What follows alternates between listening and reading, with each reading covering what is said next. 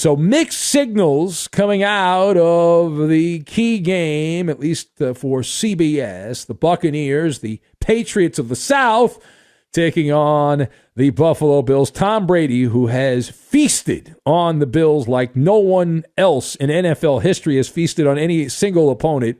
And that is our lead this hour. The Patriots not playing, and they gained more of an advantage over Buffalo. Tampa Bay, the scene. Was it the scene of the crime? Well, Buffalo still reeling after losing, and they're still quibbling about what happened against New England there and the hissy fit, the temper tantrum that took place after the game. But the Bills had an opportunity to prove that they were alive and kicking as they took on former Patriot Tom Brady and the Patriots of the NFC South, Gronk and the gang. So Tom Brady, in this game, becoming the NFL's all-time completions leader. He also threw his 700th career touchdown pass. That turned out to be the winning score in overtime as the defending, reigning Super Bowl champion Buccaneers get a 33-27 win in overtime. And this is what's known as a bad beat. If you had Buffalo as a gambler, it's also a bad beat if you just happen to be a player on the Bills. Now, the better story is in the losing locker room. And so that is where we are going to focus as the Buffalo Bills free falling. The Bills over the last month have lost 3 of their last 4 games. They find themselves with a mediocre 7-6 record on the season. There was controversy. We'll address this in a few minutes. Controversy in overtime on calls that were made and calls that were not made, as the measuring stick was out on what was pass interference and what wasn't pass interference. But just in general, big picture, right? You've got the micro versus the macro. But looking at the macro, what is the level of concern for the Buffalo Bills having lost 3 of 4 and now just a game over 500? So the MALLER scale of concern for here we go, Buffalo, 1 to 10, with 10 being the sky is falling. 8.5. 8.5 on the MALLER scale of concern. Now, my observations, you've got generic, monopoly, and garage. And we will combine all of these things together, and that will be how we make the baba ganoush. We're going to make the baba ganoush. All right. So, number one. Yes, right there, number 1. All right, so this Buffalo team, you are what your record says you are. And this team is ordinary, not living up to the lofty expectations. And when you look around the room in Buffalo, you look at the locker room, and this team, whether it's the Bills Mafia or the media, they wrote some checks that these players have not been able to deposit into the win column. The expectation level was not to be 7-6 after 13 games. What is going on here, right? And we're 76% of the way through. We got less than 25% of the NFL schedule left, and the Bills are 1 game over 500. That's a .538 winning percentage. And over the past month, they're playing .250 ball. This is a generic brand product. This is not a name brand product. It's a generic brand product. Good teams win close games. Bad teams lose close games. Buffalo, spoiler alert, Buffalo's a bad team. If you judge it on that statistic alone, good teams win close games, bad teams lose close games. Buffalo is the only team in the NFL that has yet to win a close game. What I mean by that is a 1-score game. Buffalo, that's it. That's the list. How bad is it? The Bills have played 5 games decided by 7 or less, 1-score games. They're 0-5. Is that bad coaching? Is that a lack of execution by the players? Is it all of the above? 5 times the Bills have been in a game decided by 1 score, and they've lost all 5. All right, second point. So the schedule is actually looking up. Now, the MALLER scale of panic, which is never wrong, is at 8.5. But that's because I believe this Buffalo team is capable of losing to anyone. They've already lost to Jacksonville. If you lose to Jacksonville, you can lose to anyone on the schedule. Outside of the Patriots, though, if you're Benny Brightside on this one and you're optimistic, outside of the Patriot game in Foxborough in Week 16, the Buffalo Bills play the flotsam and jetsam of the NFL. And most of the time, those turn out to be blowout wins for Buffalo. Right? There was the exception of the rule against Jacksonville and also Pittsburgh, pretty mediocre team this year. The Bills have games left at home with Carolina. That's upcoming. The Falcons and the Jets. All those games coming to the home of Lake Effect Snow in Orchard Park, New York. And those teams have a combined .359 collective winning percentage. So that is what's known as the Monopoly schedule. Just looking at it on your smartphone, that you show up, you pass go, and collect a victory. It's a Monopoly situation. But again, not so fast, my friend, because this is the same Buffalo team that lost to Jacksonville. So all bets are off. There is no guarantee that they'll even make the playoffs. You imagine if the Bills screw this up and don't make the playoffs? Now, they would have to lose. We'll say the Patriot game's a loss and that the Pats will win that game. So then they'd have to lose maybe only one of the other three games. Right? I mean, realistically, if they lose to the Panthers and Cam Newton, the Falcons and Matty Ice, those are two cold weather teams coming into a cold weather game, and then the Jets. But you lose one of those games, and you lose to the Patriots, and then all of a sudden you're 2-2 to finish the year. And then we're looking at the end of the season, 9-8. 9-8. Buffalo right now, they're the seventh team because of tiebreakers. They're the seventh team in the final playoff team. And you've got a pack of teams. The Browns, the Bengals, the Colts, Bills, Broncos, all 7-6.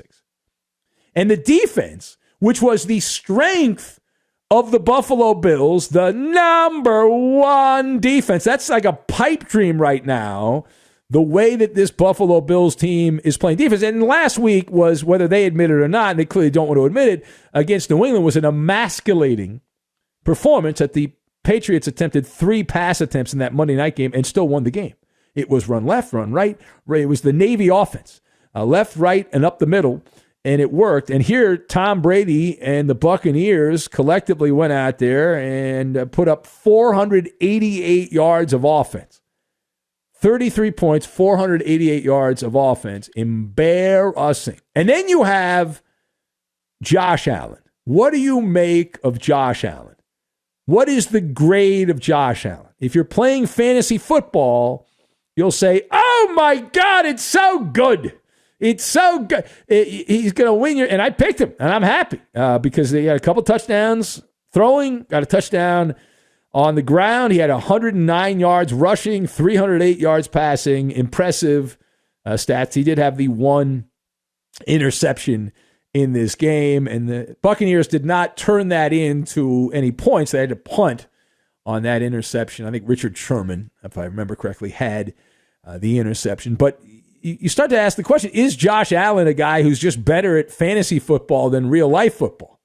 And then we must address also the Komodo dragon in the room, the zebras, the officials. And there were some calls in overtime in particular where you look at it, you're like, hey, wait a minute here. What's going on? And the Buffalo Bills were called for 7 penalties in the game. Buccaneers were called for 4, but the key point here is what happened in overtime. Bucs gained 3 first downs on officials' calls, but in the overtime, the Bills had the ball, matriculating the ball down the field, and there was a non-call. It looked like Stephon Diggs was being held by one of the Tampa Bay defensive players. The call was not made. It was a blatant missed call, or was the mandate from the NFL, let them play, which I fully support. Let them play. Don't call the penalties. Let the players decide the game. I am in support of that. But here's the problem. That call was so reprehensible. There's a shot of the jersey of Stephon Diggs being pulled back and no call made. And then also in overtime, you had one of the Buccaneer receivers who was breathed on the wrong way or barely touched, and it's a yellow laundry party that took place. So those are the kind of things where you scratch your head and you say, okay, so the Bills receiver had his jersey tugged at, no call. And the Buccaneer receiver was not nearly as blatant, and the call was made. So people ask questions. What's going on here? Was the fix in? What's going on with that? Now, the final point is that this game should never have come down to that. The fact that Buffalo even got back in the game is more of a testament of the Buccaneers taking it easy in the fourth quarter. Going to the fourth quarter, it was 24-10. And then the Buccaneers got a field goal from Ryan Suckup, so they went up 27-10 early in the fourth quarter, and then the Bills got 3 consecutive touchdowns, and Tampa Bay kind of let the pedal go a little bit, and they went on cruise control, and then they had to pull it out in overtime.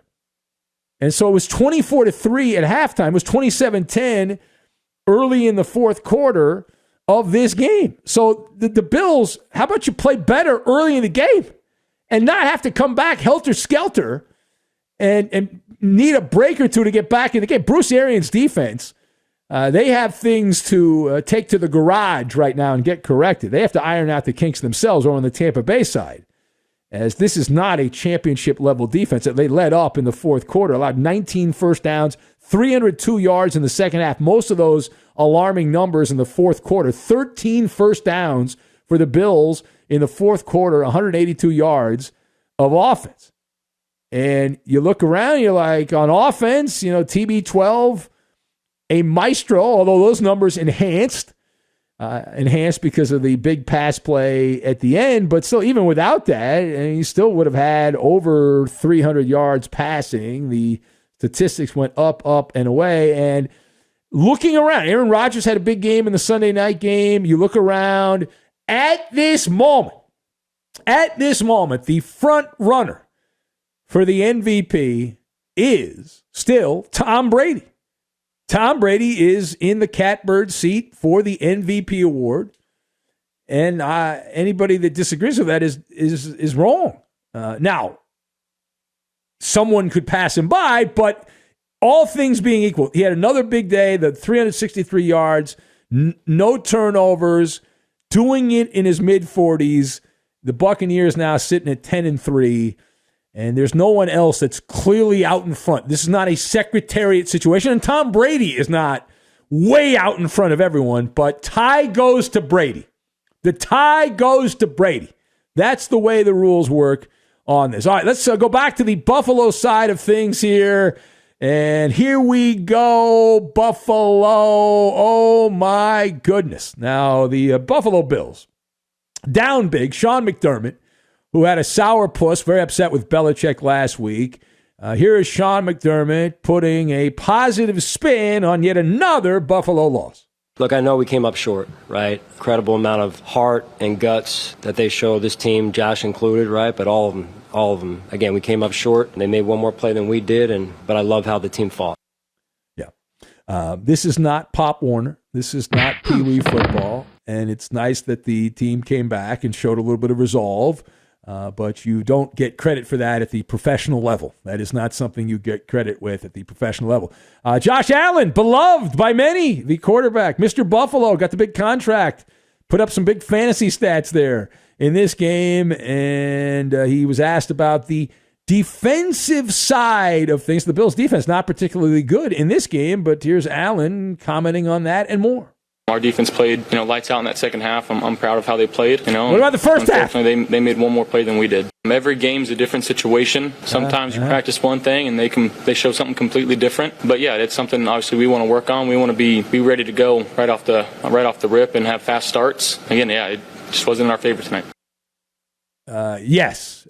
So he praised the second half, but the first half, the Buccaneers had 303 yards of offense and 18 first downs. The second half. Again, I go back to, if I go to my boss here at Fox Sports Radio and say, listen, the first 2 hours of the show sucked, but the last two, oh my God, they were so good. They'd be like, oh, well, what about the first?